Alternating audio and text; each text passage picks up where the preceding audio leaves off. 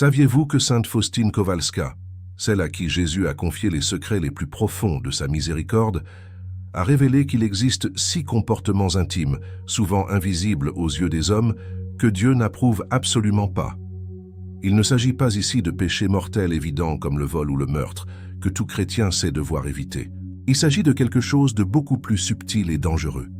Des attitudes du cœur, des mouvements intérieurs de l'âme que nous tolérons souvent chez nous-mêmes, pensant qu'ils sont inoffensifs, voire vertueux, alors qu'en réalité, ils blessent profondément le cœur de Jésus et bloquent l'effusion de sa grâce. Dans son petit journal, la mystique polonaise décrit des moments où le Seigneur lui a montré avec une clarté effrayante comment certaines petites habitudes spirituelles sont en fait des barrières d'acier qui empêchent l'intimité divine. Aujourd'hui, nous allons plonger dans le secret de la chambre nuptiale de l'âme. Vous allez découvrir quels sont ces 6 comportements que nous pratiquons souvent dans le secret de notre conscience, sans réaliser qu'ils attristent le Saint-Esprit. Pourquoi est-il urgent de les connaître? Parce que tant que ces comportements persistent, vous pouvez prier des heures, jeûner et aller à la messe. Mais vous sentirez toujours un mur invisible entre vous et Dieu. Vous vous demandez peut-être pourquoi vous n'avez pas de paix intérieure, pourquoi vous ne ressentez pas la présence de Dieu, ou pourquoi vous retombez toujours dans les mêmes fautes. La réponse se trouve peut-être dans l'un de ces 6 comportements cachés. Si vous désirez une relation vraie et vivante avec le Christ, et non une simple religiosité de façade, écoutez attentivement cette série. Restez jusqu'à la dernière minute, car ces révélations sont progressives. Nous commencerons par les attitudes les plus courantes pour aller vers les plus profondes, celles qui touchent à la racine même de notre orgueil. Sainte Faustine ne révèle pas cela pour nous condamner, mais pour nous libérer d'illusions qui nous coûtent notre joie spirituelle. Jésus a dit à sainte Faustine que ce qui le blesse le plus, ce ne sont pas les péchés de ceux qui ne le connaissent pas, mais l'infidélité intérieure de ceux qui prétendent l'aimer. Il regarde ce qui se passe dans l'intimité de vos pensées, là où personne d'autre ne peut entrer. C'est là que se joue la véritable bataille pour la sainteté. Beaucoup d'âmes dévotes vivent dans une grande illusion. Elles soignent l'extérieur, la réputation, les apparences de piété. Mais à l'intérieur, elles entretiennent des dialogues et des attitudes que Dieu réprouve.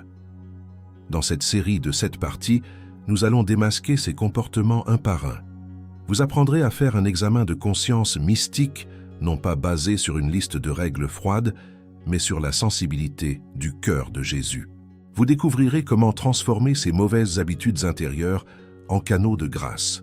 Le premier comportement intime que Dieu n'approuve pas et qui est peut-être le plus répandu parmi les croyants est ce que sainte Faustine appelle la méfiance déguisée en prudence. C'est l'attitude de l'âme qui dit « Jésus, j'ai confiance en toi » avec les lèvres, mais qui, dans le secret de son cœur, continue de s'inquiéter frénétiquement pour l'avenir, de calculer, de planifier comme si Dieu n'existait pas ou comme s'il était incapable de s'occuper des détails de notre vie. Pourquoi ce comportement est-il si grave aux yeux de Dieu? Parce que l'inquiétude excessive n'est pas une faiblesse innocente, c'est une insulte à la paternité de Dieu. Quand vous passez vos nuits à ruminer vos problèmes, à imaginer les pires scénarios, à essayer de tout contrôler, vous êtes en train de dire intimement à Dieu « Je ne crois pas que tu sois assez bon ou assez puissant pour m'aider ». Sainte Faustine a vu que cette méfiance blesse le cœur de Jésus plus douloureusement que bien des péchés charnels, car elle touche directement à l'amour. Dans la prochaine partie, nous entrerons dans le détail de ce premier comportement. Nous verrons comment sainte Faustine elle-même a été corrigée par Jésus sur ce point, et comment l'inquiétude chronique est en réalité une forme d'athéisme pratique que nous devons chasser de notre intimité. Vous découvrirez comment faire la différence entre la prévoyance légitime et cette anxiété toxique que Dieu déteste. Préparez-vous, car ce que vous allez entendre pourrait bien être la clé pour retrouver le sommeil et la paix que vous avez perdus il y a des années. Dieu veut être le maître de votre avenir, mais il ne peut le faire que si vous cessez de jouer à la divinité en vous inquiétant de tout. Le premier comportement intime que Dieu n'approuve pas est donc cette méfiance déguisée en prudence. Sainte Faustine a reçu de Jésus une leçon fondamentale à ce sujet, une leçon qui devrait faire trembler tous ceux qui passent leur temps à calculer les risques au lieu de compter sur la providence. Jésus lui a dit explicitement « Les grâces de ma miséricorde se puisent avec un seul vase, Et ce vase est la confiance. Plus une âme a confiance, plus elle reçoit. Comprenez bien la gravité de cette parole. L'inquiétude n'est pas neutre. L'inquiétude est un trou dans le vase. Quand vous vous inquiétez, vous brisez le seul récipient capable de contenir la grâce.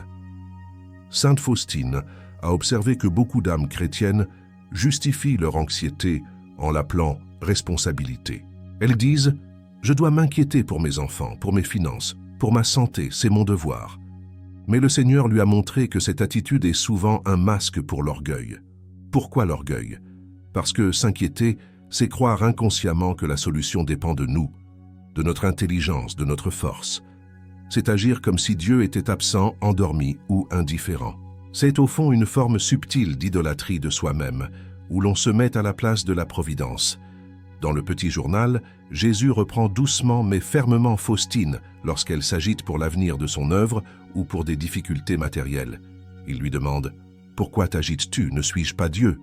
Cette question résonne aujourd'hui pour vous. Dieu n'approuve pas que vous viviez comme un orphelin spirituel, angoissé par le lendemain, alors que vous avez un Père tout-puissant. Cette méfiance intérieure attriste le cœur de Jésus car elle rejette sa promesse de soins paternels. Elle érige un mur de glace. Dieu veut déverser des torrents de grâce, mais il ne peut pas le faire dans un cœur crispé par la peur.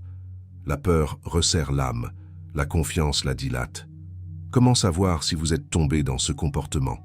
C'est simple, observez votre paix intérieure.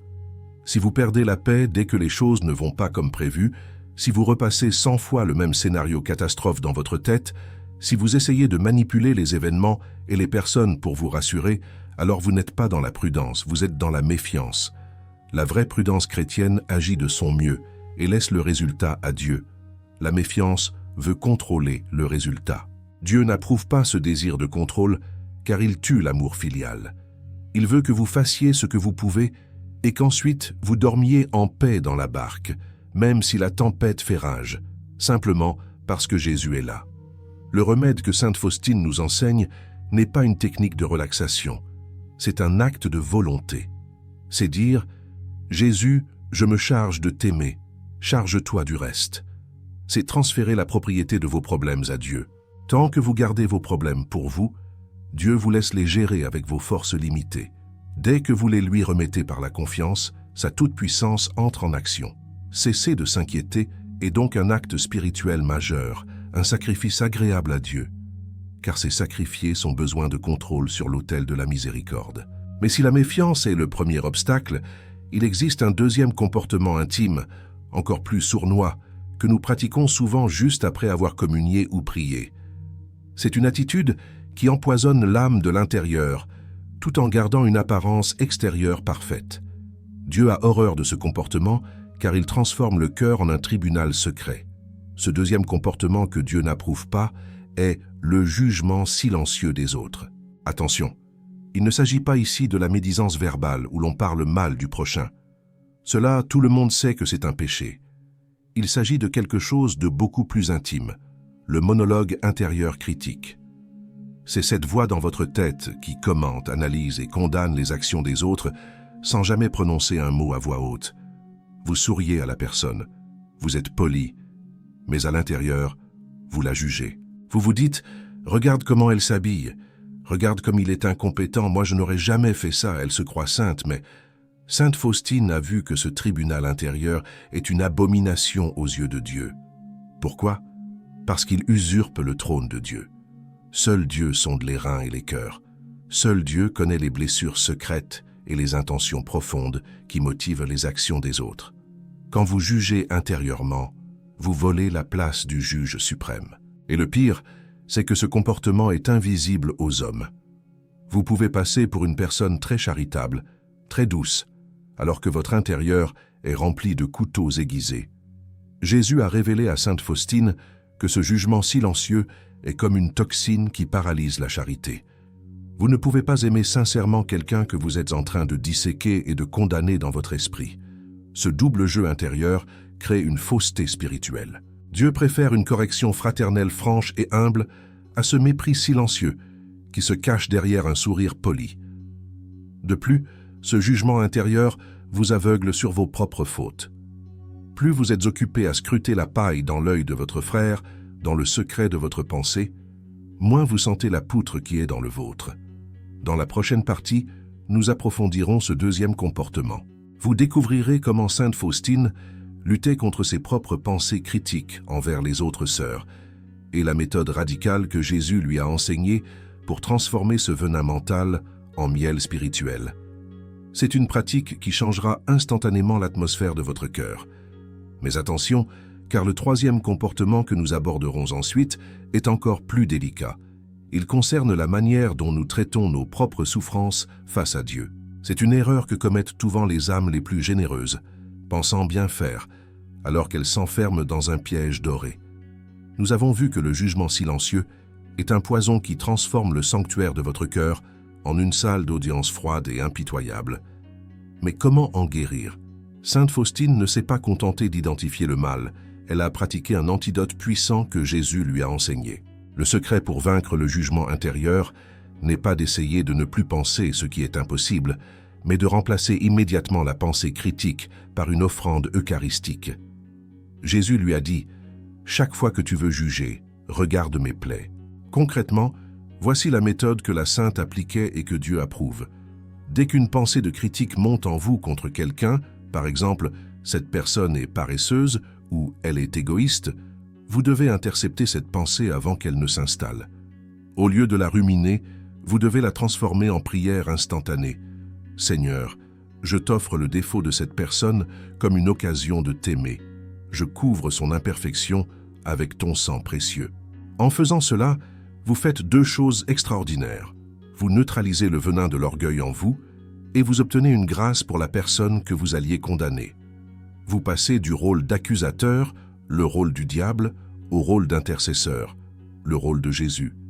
C'est ce renversement intérieur qui plaît infiniment à Dieu. Il n'approuve pas le juge, mais il chérit l'intercesseur. Si vous pratiquez cette discipline spirituelle, vous verrez que votre regard sur les autres changera. Vous ne verrez plus des coupables à punir, mais des blessés à secourir spirituellement. Votre cœur s'adoucira, et cette paix que vous cherchiez reviendra, car l'Esprit Saint ne peut habiter pleinement qu'un cœur qui pardonne et excuse, même dans le secret. Mais il y a un troisième comportement intime, encore plus subtil et destructeur, que Dieu n'approuve pas. C'est une attitude que nous confondons souvent avec la piété ou la résignation, alors qu'elle est en réalité une forme de stérilité spirituelle.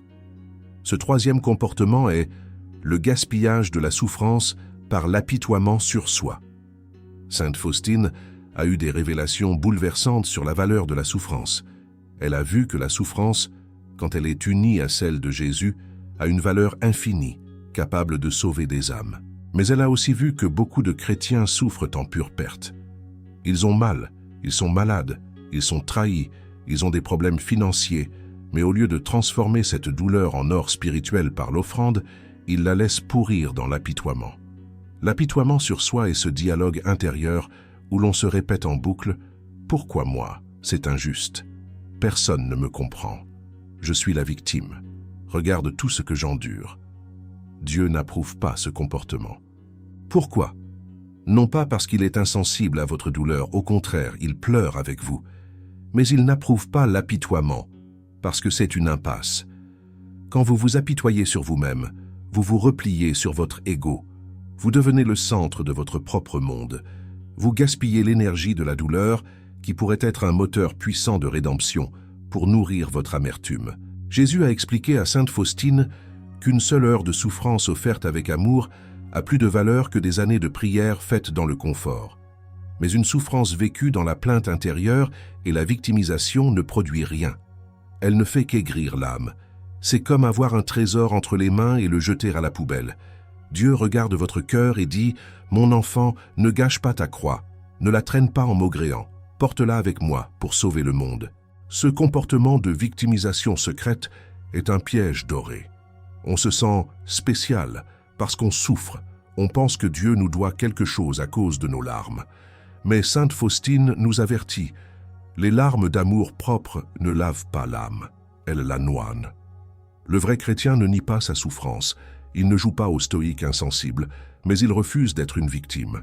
Il devient un prêtre de sa propre douleur, l'offrant sur l'autel de son cœur.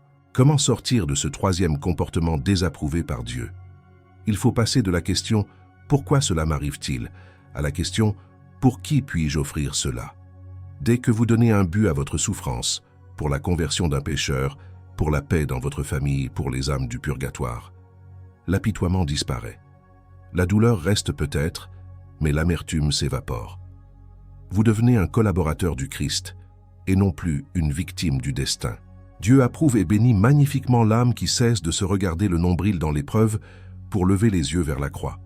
Cependant, il existe un quatrième comportement intime que Dieu n'approuve pas, et celui-ci est particulièrement dangereux pour les personnes actives, celles qui font beaucoup de choses pour l'Église ou pour leur famille.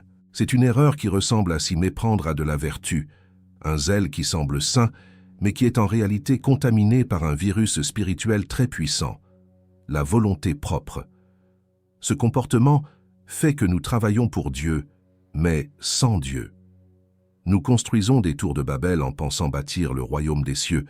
Dans la prochaine partie, nous dévoilerons ce quatrième comportement, l'activisme sans écoute.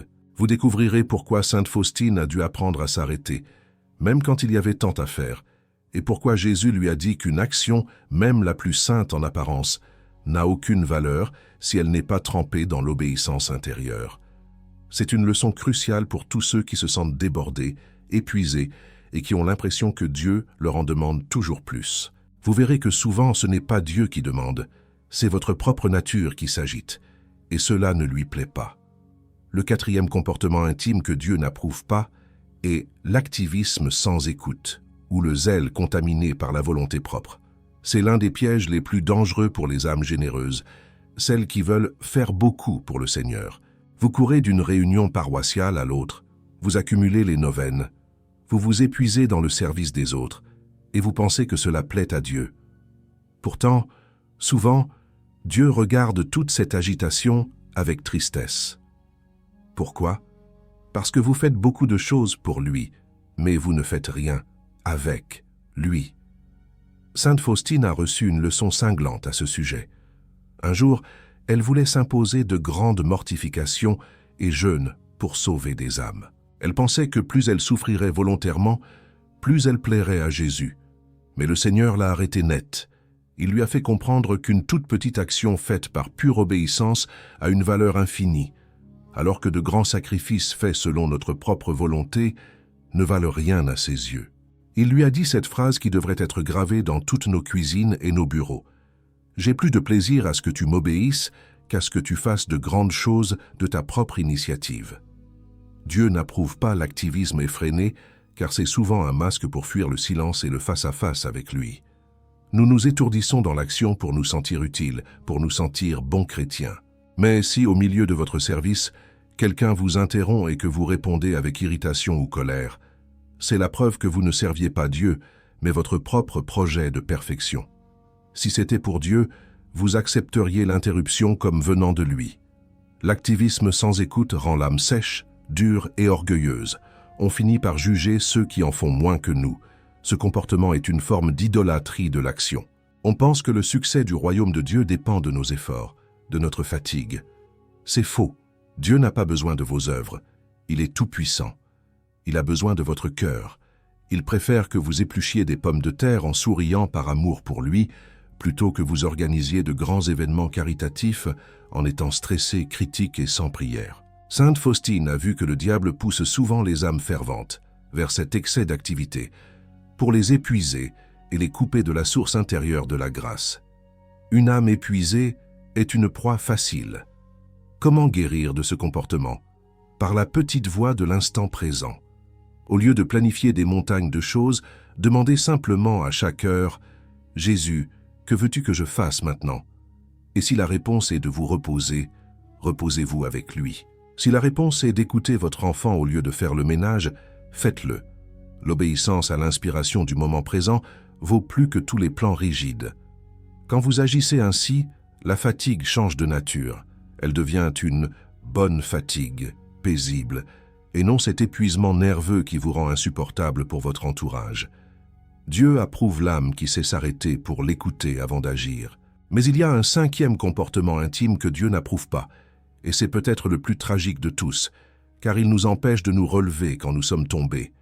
C'est une réaction très humaine, que nous prenons souvent pour de l'humilité ou du regret, mais qui est en réalité un poison violent distillé par l'ennemi pour nous garder loin de la miséricorde. Ce cinquième comportement est le découragement après la chute. Quand vous commettez un péché, quand vous retombez dans ce vieux vice que vous aviez promis de quitter, quelle est votre réaction immédiate?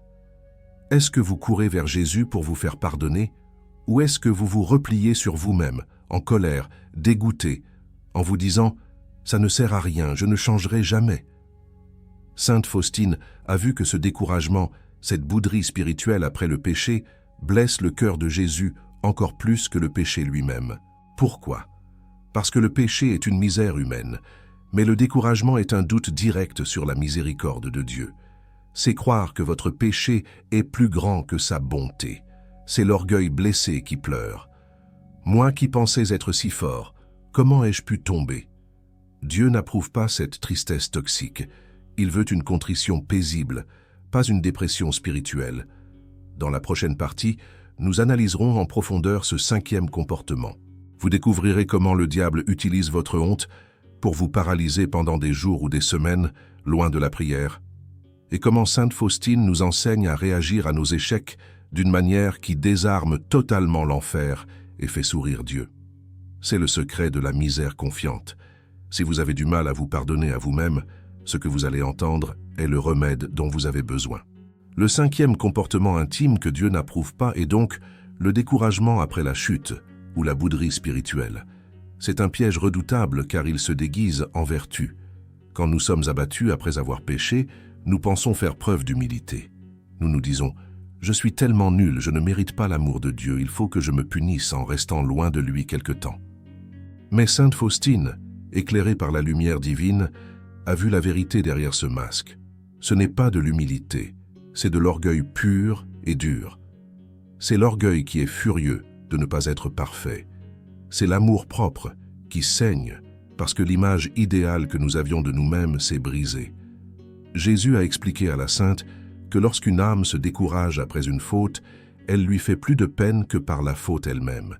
Imaginez un enfant qui tombe dans la boue. S'il reste par terre à pleurer et refuse de regarder sa mère parce qu'il a honte, la mère est triste. Mais s'il court vers elle pour se faire nettoyer, la mère est heureuse de son amour confiant. Dieu est ce Père qui attend. Le découragement est une forme de refus de la miséricorde. C'est dire à Dieu « Mon péché est plus puissant que ton amour ». C'est un blasphème involontaire contre la toute-puissance de Dieu. Sainte Faustine a observé la tactique du démon avec une grande acuité. Elle a vu que Satan ne cherche pas seulement à nous faire tomber, car il sait que Dieu pardonne vite. Son véritable but est ce qui vient après, la paralysie. Il utilise la honte pour nous garder loin de la confession et de la communion le plus longtemps possible. Il nous chuchote « Comment oses-tu prier après ce que tu as fait? Attends d'être meilleur. » Et nous l'écoutons. Nous acceptons ce comportement de retrait comme une pénitence alors que c'est une désertion. Dieu n'approuve pas que nous perdions du temps à analyser nos chutes avec amertume. Il approuve le sursaut de confiance. Le remède que Sainte Faustine appliquait est radical. Ne jamais dialoguer avec la tentation du découragement. Dès que la chute arrive, il faut se jeter spirituellement dans les bras de Jésus sans attendre une seconde, avec toutes nos tâches. Il faut lui dire « Seigneur, voilà ce dont je suis capable par moi-même. Si tu ne me tiens pas, je tomberai encore plus bas. Merci de m'humilier pour que je sache que ma force vient de toi seul. » Cette attitude de misère confiante désarme complètement l'enfer. Le diable ne sait pas quoi faire avec une âme qui utilise ses propres péchés comme un tremplin pour aimer Dieu davantage.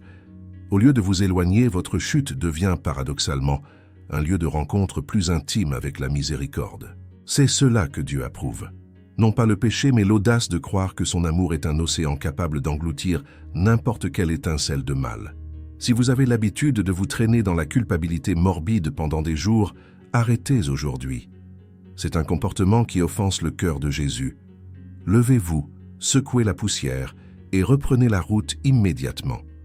La sainteté ne consiste pas à ne jamais tomber, mais à se relever toujours plus vite. Mais attention, car si le découragement nous paralyse, Il existe un sixième et dernier comportement intime que Dieu n'approuve pas, et c'est celui qui blesse le plus profondément le cœur de Jésus dans ses relations avec ses amis les plus proches.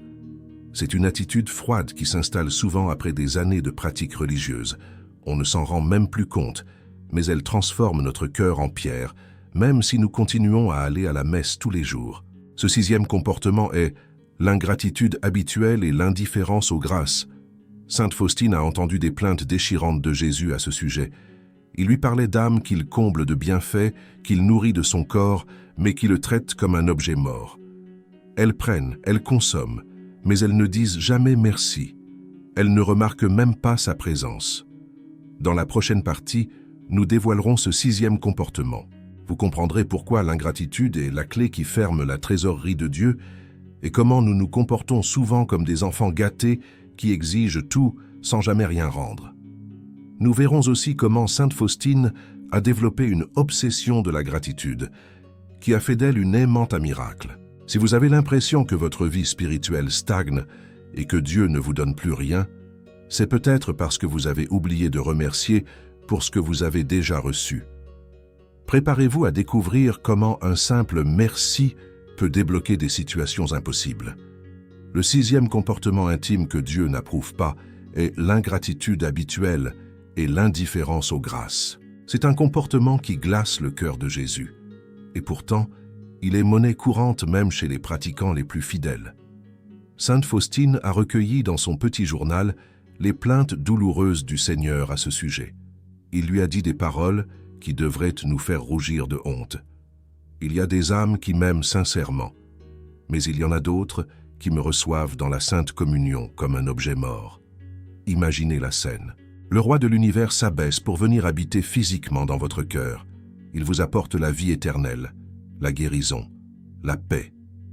Et vous? À peine l'avez-vous reçu, vous tournez le dos à votre invité divin pour penser à votre déjeuner, à vos soucis ou à la conversation que vous aurez à la sortie de l'église. Vous le traitez comme une chose, pas comme une personne. Cette indifférence est une blessure profonde pour l'amour. C'est dire à Dieu « Ton don est normal, il m'est dû, je n'ai pas besoin de m'émerveiller ». L'ingratitude est le signe d'un cœur gâté et aveugle. Dieu n'approuve pas ce comportement car il bloque la circulation de la grâce. C'est une loi spirituelle. La gratitude appelle la grâce. L'ingratitude tarit la source. Si vous donnez un cadeau à quelqu'un et qu'il le jette dans un coin sans même vous regarder, aurez-vous envie de lui en donner un autre? Dieu est infiniment bon, mais il est aussi pédagogue. Il cesse souvent de donner des faveurs sensibles aux âmes ingrates pour les réveiller, pour qu'elles réalisent la valeur de ce qu'elles ont perdu. Sainte Faustine a vu que l'ingratitude vient souvent de notre focalisation sur ce qui nous manque. Nous passons notre vie à faire la liste de nos problèmes, de nos besoins non satisfaits. Seigneur, donne-moi ceci, change cela. Pourquoi n'ai-je pas ça? Et pendant que nous pleurnichons sur ce que nous n'avons pas, nous sommes aveugles aux montagnes de diamants que Dieu verse chaque jour sur nous. La vie, la foi, les sacrements, les protections invisibles, les petites joies quotidiennes. Dieu n'approuve pas cette cécité volontaire. Comment sortir de ce sixième comportement? En développant ce que Sainte Faustine appelait l'obsession de la gratitude. Elle s'entraînait à remercier Dieu pour tout, absolument tout, pas seulement pour les grandes victoires, mais pour une fleur croisée sur le chemin, pour un sourire, et même pour les contrariétés. Elle disait « Merci Jésus pour cette petite croix, car elle me rapproche de toi. » Cette attitude change tout. Quand vous commencez à remercier, vos yeux s'ouvrent. Vous commencez à voir la main de Dieu partout. Votre cœur se réchauffe. L'indifférence fond comme neige au soleil. Le Seigneur a promis à Faustine que les âmes reconnaissantes seraient comblées au-delà de toute mesure. Pourquoi? Parce que Dieu sait que ses dons sont en sécurité chez une âme humble qui sait dire merci. Il sait que cette âme ne s'attribuera pas le mérite, mais qu'elle rendra gloire à l'auteur de tout bien. Si vous voulez devenir un aimant à miracle, commencez par remercier pour ce que vous avez déjà, au lieu de vous plaindre de ce qui vous manque. La gratitude est la clé qui ouvre les coffres forts du ciel. Nous avons maintenant parcouru les 6 comportements intimes que Dieu n'approuve pas. La méfiance déguisée en prudence, le jugement silencieux, l'apitoiement sur soi, l'activisme sans écoute, le découragement après la chute et l'ingratitude habituelle. Ces 6 attitudes sont les maladies secrètes qui nous empêchent de devenir des saints. Elles sont les chaînes invisibles qui nous retiennent au sol alors que nous sommes faits pour voler. Mais il reste une dernière étape. Maintenant que nous avons diagnostiqué le mal, il nous faut le remède suprême. Il ne suffit pas de savoir ce qu'il ne faut pas faire. Il faut savoir comment entrer dans une nouvelle dynamique de vie. Sainte Faustine a laissé un testament spirituel pour nous aider à vivre en permanence dans l'approbation de Dieu. Dans la 7e et dernière partie de cette série, nous découvrirons le secret de la simplicité royale. C'est l'attitude finale qui résume toute la sainteté et qui rend l'âme irrésistible aux yeux de Jésus.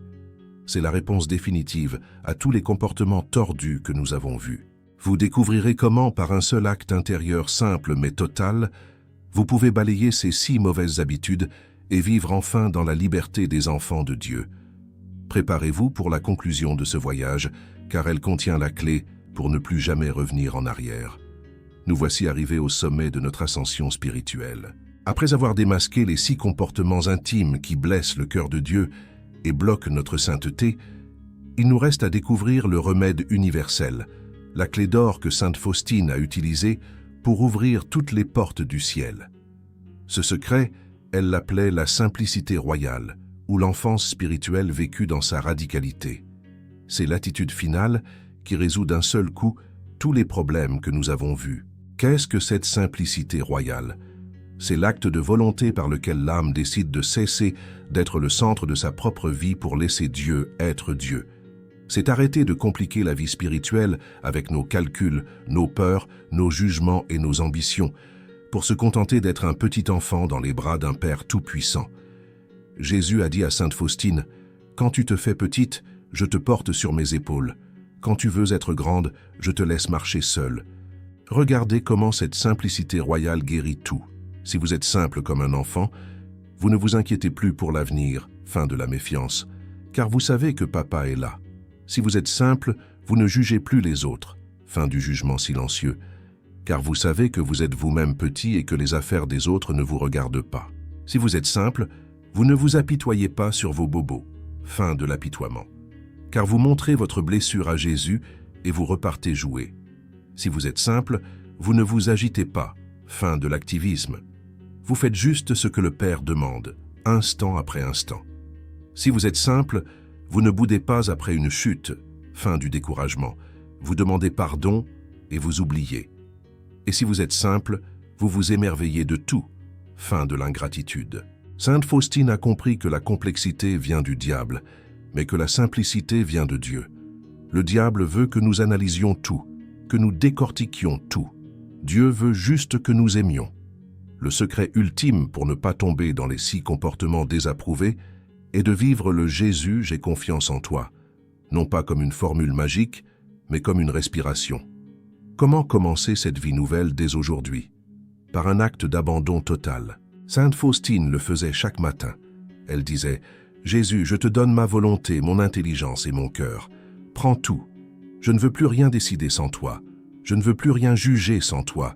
Je ne veux plus rien craindre sans toi. » Quand vous faites cet acte avec sincérité, une paix inconnue du monde descend sur vous. Les tensions disparaissent, la peur de l'avenir s'évapore. Vous devenez intouchable pour le découragement. Vous entrez dans ce que les mystiques appellent le repos de Dieu. Ce n'est pas de la paresse, c'est l'activité la plus intense qui soit. Laissez l'amour agir à travers vous sans lui opposer la résistance de votre ego. Alors, n'ayez pas peur de vos faiblesses passées. Les 6 comportements que nous avons décrits ne sont pas des fatalités. Ils sont juste des mauvaises habitudes que la miséricorde veut brûler. Aujourd'hui, Jésus vous tend la main. Il ne vous demande pas d'être parfait tout de suite. Il vous demande juste d'être vrai, d'être simple et de le laisser vous aimer. Si cette série vous a aidé à y voir plus clair dans votre âme, si elle a mis des mots sur des malaises que vous ressentiez, ne gardez pas ce trésor pour vous. Partagez ce message avec ceux qui cherchent la paix et abonnez-vous à cette chaîne pour continuer à explorer les profondeurs de la sagesse mystique. Rappelez-vous, Dieu n'attend pas votre grandeur, il attend votre confiance. Que sainte Faustine prie pour nous et que la miséricorde divine inonde votre vie, maintenant et pour toujours.